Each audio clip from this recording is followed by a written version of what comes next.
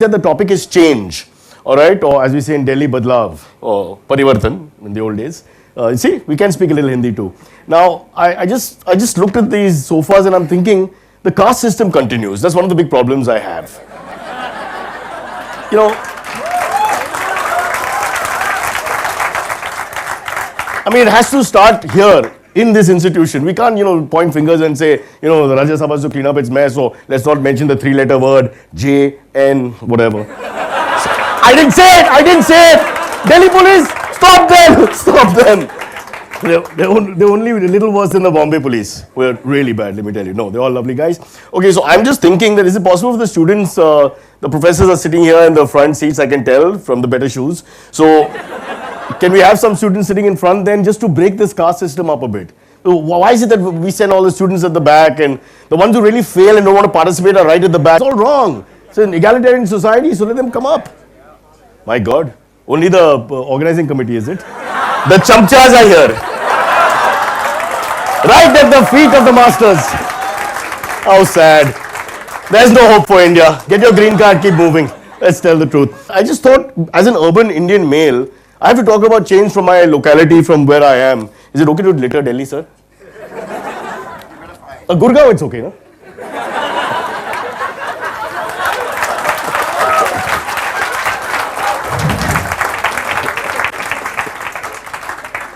I'll pick it up. I'll keep India clean till I reach Mumbai. Then who cares? Can you make out?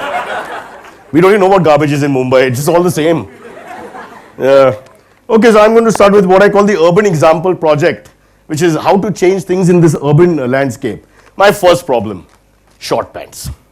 I can understand in a country like ours why we wear long pants. Why are we being forced to wear long pants? Please tell me, it's a tropical country, 9 or 10 months a year, you're sweating all the time. Why can't we wear shorts? This is a very practical thing. People think I'm trying to be silly about this all the time. I've been thrown out of restaurants for wearing short pants. I beg you, please support me. Short pants. How many people are interested? 3 of the greatest men of this century wore shorts all the time. Greatest. So,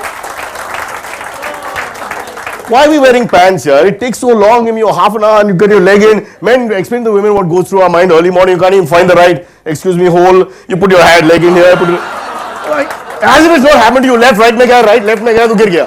I mean, come on. Forget all that. One dirty pair of shorts hanging on your bed. You put it on, out, you're gone. It does not come in the way of how you perform after that. And by perform, I mean at studies. It makes no difference. So I'm a big fan of shorts and I feel it'll help a lot of people's moods. I feel a lot of people feeling very hot in the wrong areas, get a little irritated, agitated, and then become Chief Minister of Delhi.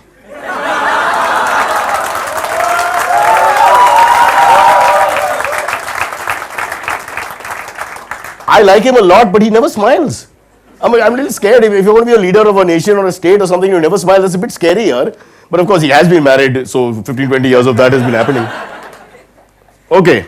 Alright, I have another problem with disconnect with animals wherever I go in Mumbai.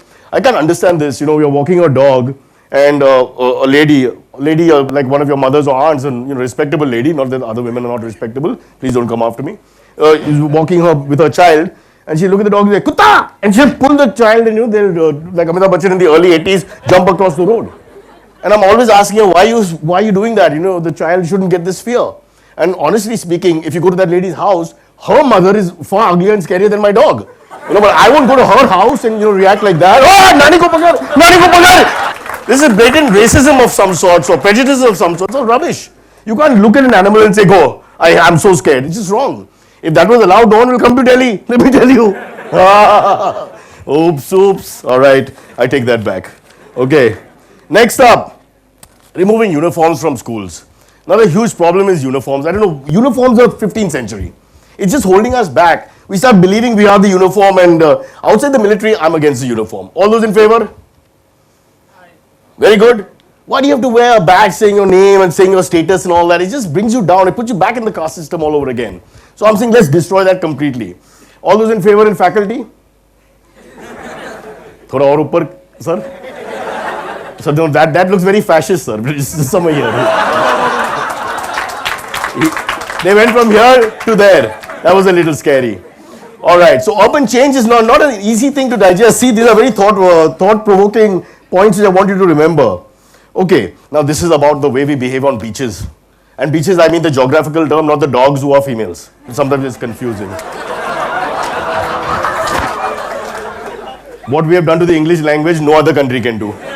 The British left because we started speaking in English. The Maharashtrians almost left Mumbai because Parsi started speaking in Marathi, but that's another story. I want to just ask you, how many of you all go to beaches like in Goa and Kerala and all these places? You've been, right? Are you part of those Indian middle class where the men wear full pant, trouser, full sleeve and go, chalo darya mein jata hum log? They do that. And the women go in salwar kameez and then come out like a parachute. Have you seen that? Ballast this much air inside and they're all very happy taking selfie. Please stop that. I see Russian tourists who are the ugliest tourists in the world sometimes laughing at us. Because we can't understand why we've gone in wearing like marketing executives into the beach and then coming out one parachute and a wet marketing executive. So let's stop that, please. And admit it, faculty, have you ever done that? On record, sir, we're recording it live. Have you gone on a beach in Goa wearing the sweater and the pants and the black shoes? And oh yaar, jellyfish! Yeah, शर्म की बात नहीं है sir, अगर किया तो किया. Once, twice. You gone in shorts और ऊपर की बात? We are Indian men, we have to cover. Other tourists have to also come. Now we have to be real careful. And now I want to talk about a slightly delicate subject called male PMS. Am I allowed to speak about it? There is such a thing, guys, as male PMS or male periods, and that is called driving. Okay, in India we call it driving. It's also called male periods. So I think men should not be allowed to drive cars now for the next 2 years. This is what I believe in India because we are going mad. We cannot drive without abusing. You cannot, even if Gandhiji's picture is out there, whatever, two birds are kissing each other on the side, two doves, whatever, your mood is just bad. You cannot drive in urban India without abusing. And I call it the male periods, and I think the only way out is you take a break. 2 years, no driving. Alright, you have tried something odd even thing here in Delhi. So we'll try male, female in Bombay and other cities.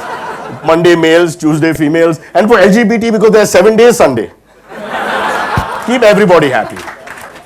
So basically this is what I wanted to talk about, just a few changes that I want to make in the urban landscape. I hope that it makes a point in your heart and you think about it when you all become the future of the politics in India. When they banned James Bond's kiss in movies, okay, one 55-year-old Englishman kissing some other actress from a long distance, I think what chance do we have with other things? So frankly speaking, I think we should just simply have a very simple system that you pay per view. I think it works best. If you pay money, you should be allowed to watch whatever you want to watch. Like I like to watch animals mating. This is my personal thing. I don't know why it's a bad thing. Have you ever seen penguins mate? If you think you have trouble trying to find a girl or a boy, see penguins. They take hours. And penguins have only one position. Only one position. So if the guy is not good at what he does, he's never going to find that penguin again. It's amazing, thanks to television, we can pass time doing so many different things. I don't know why you start agitating in universities these days. There's so many more pleasant things to do. Well, my dad's a lawyer and my grandfather was a lawyer, so they were very ashamed. And I did 1 year LLB in Mumbai, 1 year of a law course. But let me tell you the experience there. It's 6 o'clock morning college, you put your head down on the newspaper and you sleep.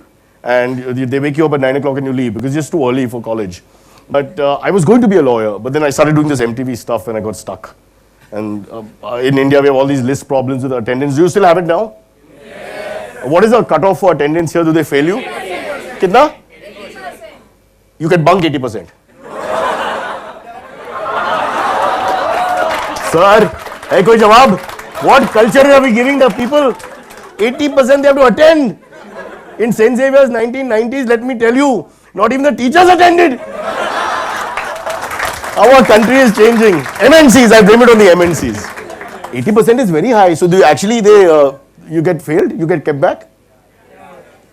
But how can that be? So if you get 75%, you can fail the year.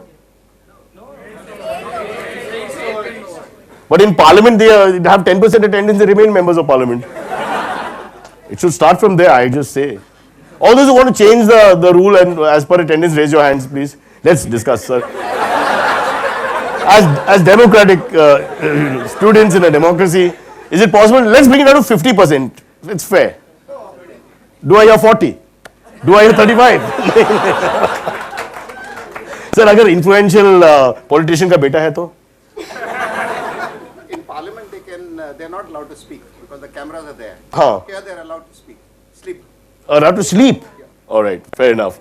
So basically you're not getting it. It's 85%. We tried. Don't upset the faculty. All right. Well, I don't have any problem with intolerance as long as they don't attack you physically and put you in jail. If they don't like it, you can put the TV off or walk out. I think that's the way it should be. But this is not a homogeneous society, so we can't do anything about it. Whoever you please, you also displease somebody. That's what I told my wife when I brought a girl home. I mean, these things happen. How do you keep everybody happy? Just don't even try. Just try and be as honest as you can be and just, and always say sorry. I'm telling you, the other day I ran over a policeman's foot in Bombay. I mean, the guy, I'll tell you what our policemen do. I don't know what the Delhi guys do. They stand in the shade, and when you're going around a corner like that, and you're going very close, the policeman is standing in the shade just to get the pillar, the khamba this thing. And he's standing there, I went over his foot, and he screamed, and he came after me and all that. I went, and I said sorry. I touched his leg a little bit and said, "Sab theek hai," and all. And immediately he became much better. Of course, he started calling me every day. That's another story, but... So sorry works both in marriage and in life. Just keep using the word sorry. With my wife, every time, I don't know, every third word I just mentally say sorry. I just say sorry. So whatever happens, she's like, why is the towel on the bed? Sorry. What time are we going to the Verma's party? Sorry. Why is your dad still at home? Sorry. These kind of things. It just works. Everything works.